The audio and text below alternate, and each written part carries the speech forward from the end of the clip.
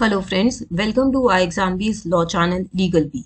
We have started 300 important law question series. Every Friday I am posting a video of 20 questions on one certain act. In this video we are going to discuss questions from Indian Evidence Act. As per our 300 question series, next on 11th of November I will be discussing important questions from Constitution of India. So starting with the first question, the purpose of Indian Evidence Act 1872 as set out in the preamble is. The correct answer is to consolidate, define and amend the law of evidence.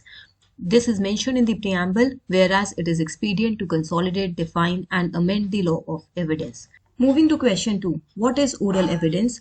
The correct answer is statements made before the court. This is given under the definition of evidence. Evidence means and includes all statement which the court permit or require to be made before it by the witness in relation to matters of fact under inquiry. Such statements are called oral evidence. Question 3. Hostile witness means. The correct answer is an unfavorable witness is a hostile witness. A hostile witness is a witness who appears to be refusing to fully testify in support of the person who has called them or testifies in a way that significantly differs from their pre-trial statement. The person who calls you as a witness expects you to provide the court with evidence similar to what you may have said in a pre-trial statement. But if you refuse to answer the questions or contradict what you have said before, the person who called you can apply to the judge to have you declared a hostile witness. Question 4. Which chapter of Indian Evidence Act deals with witnesses? The correct answer is Chapter 9. Chapter 6 deals with of the exclusion of oral by documentary evidence. Chapter 7 of the burden of proof. Chapter 8 estoppel. Chapter 9 of witnesses and Chapter 10 of the examination of witnesses. Question 5. A is tried for murder of B by beating with a club with the intention of causing his death. At A's trial, which of the following is not a fact in issue? The correct answer is A's conversation with B. Whatever conversation A had with B, that is not a fact in issue. It may be a relevant fact, but it is not a fact in issue. A beating B with a club is a fact in issue. A causing B's death with the club is a fact in issue. A's intention is a fact in issue. This is an illustration to section number 5 of the Evidence Act. Evidence may be given of facts in issue and relevant facts and of no others. Question number 6. Facts forming part of the same transaction are facts. The correct answer is which are connected with other facts on the basis of time, place, object, parties, acts or omissions. This is given under section 6 of Evidence Act. Question 7. The question is whether A committed a crime at Mumbai on a certain day. The fact that on that day A was at Trivandrum is relevant. The correct answer is as it makes existence of fact in issue highly improbable, as it makes the presence of A in Mumbai highly improbable. This is given under section number 11 of the Evidence Act. This scenario is also an example of plea of alibi. Question number 8. The Indian Evidence Act 1872 applies to. The correct answer is all judicial proceedings in or before any court. However, it does not apply to affidavits or proceedings before an arbitrator. This is given under section number 1 of Indian Evidence Act. Question 9. Admissions according to the Indian Evidence Act includes statements made by. The correct answer is all of the above. This is given under section number 18, 19 and 20 of the Evidence Act. Question 10. A relevant confession becomes irrelevant when. The correct answer is when it is made to a police officer. A confession made before a police officer or in police custody is irrelevant. The other options B to E are irrelevant.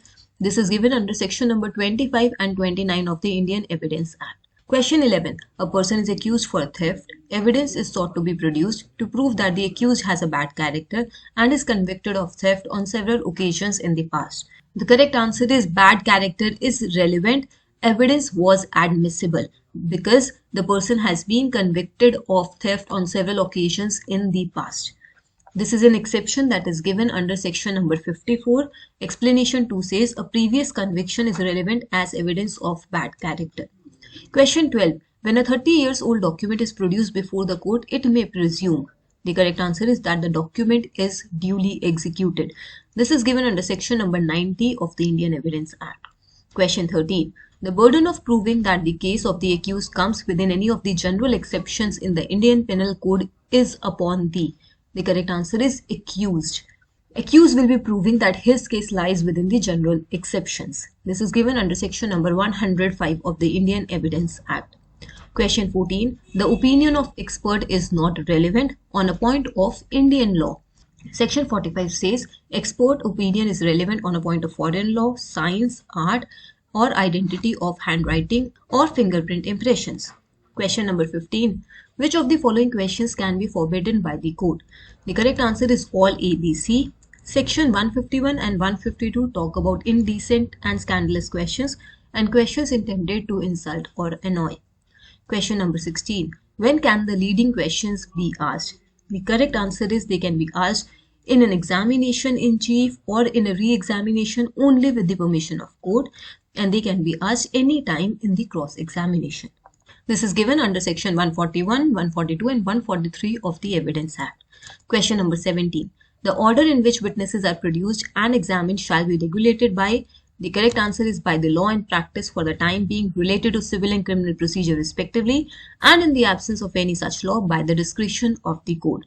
This is given under section number 135 of the Indian Evidence Act, order of production and examination of witnesses. Question number 18. A intentionally and falsely leads B to believe that certain land belongs to A and thereby induces B to buy and pay for it. The land afterwards becomes the property of A, and A seeks to set aside the sale on the ground that, at the time of sale, he had no title. The correct answer is A must not be allowed to prove his want of title. This comes under section number 115 of the Indian Evidence Act, estoppel. When one person has, by his declaration, act or omission, intentionally caused or permitted another person to believe a thing to be true and to act upon such belief, neither he nor his representative shall be allowed in any suit or proceeding between himself and such person or his representative to deny the truth of that thing. Question number 19. Under Indian Evidence Act, the evidence given by a dumb witness will be regarded as. The correct answer is oral evidence. This is given under section number 119 of Indian Evidence Act. Question number 20. Last question of this video. When language used in a document is plain in itself but is unmeaning in reference to existing facts, what can be done? The correct answer is evidence may be given to show that it was used in a peculiar sense. This is given under section number 95 of the Evidence Act, evidence as to document unmeaning reference to existing facts. So this was all in this video on Evidence Act. In the next video, we'll be discussing important questions from Constitution of India. IBPS SO's notification is right now active, and if you want to appear for that exam, fill the application form. And if you want any form of guidance or direction, you can join our IBPS SO law course. At present, we are giving a flat 52% off on our online course. Today, we are also conducting a scholarship test. And by being among the top students, you will get very good rewards and you also have a chance to win scholarship. Subscribe to our LegalBee YouTube channel. This is a one-stop solution for all legal exams. You can drop your queries in the comment below. You can also reach out to us on this number. Thank you.